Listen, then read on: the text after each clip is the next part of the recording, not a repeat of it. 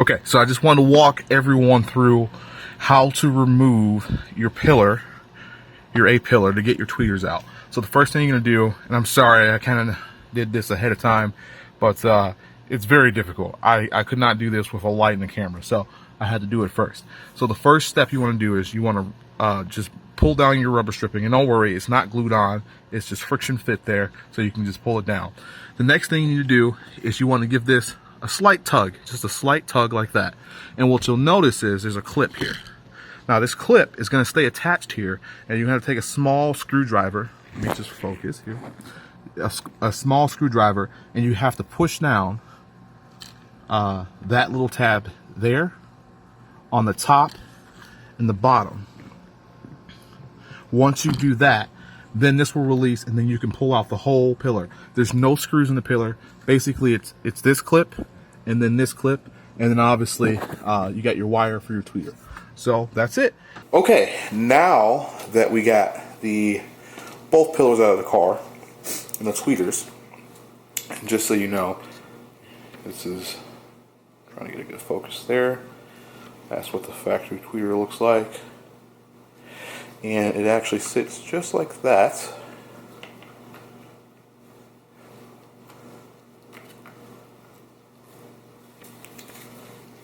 Sorry, like that.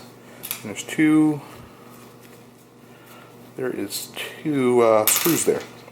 So that's super simple. So we're going to replace these with some Hertz speakers, tweeters.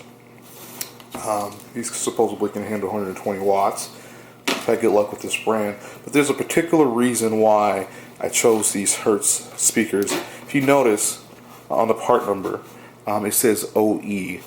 So this is a smaller format tweeter, and more importantly, if you look at it, it is, let me get a good focus there, it is pretty flush.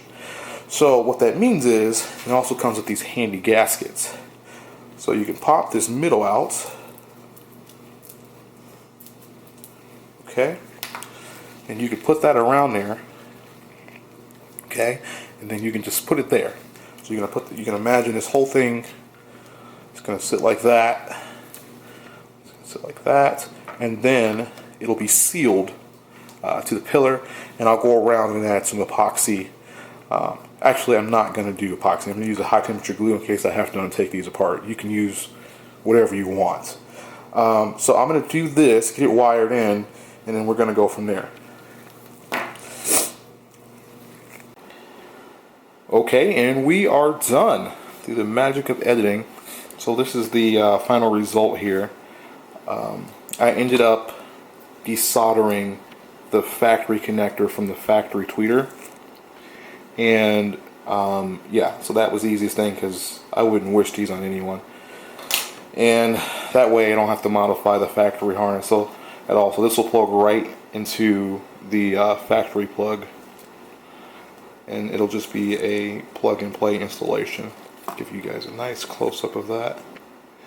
So, as stated before, I use the gasket that came included with this particular speaker kit. And then I use some epoxy, some high temperature glue around it just to better secure it, and just a little bit of sound deadening over it just in case. So as you can see, that's the finished product.